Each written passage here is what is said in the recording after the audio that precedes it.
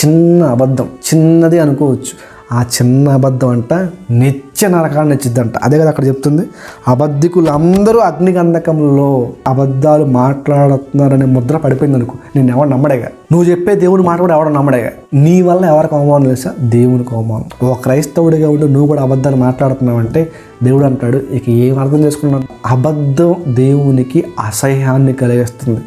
ఎట్టి పరిస్థితుల్లో కూడా అబద్ధం ఆడకండి. చిన్నదే కదా, ఒక్కటే కదా. ఒక అబద్ధం ఆడితే ఆ అబద్ధాన్ని కప్పిపుచ్చుకోవడం కోసం ఇంకొక అబద్ధం, ఆ అబద్ధాన్ని కప్పిపుచ్చుకోవడం ఒకటి మీద ఒకటి ఆగదే కాదు.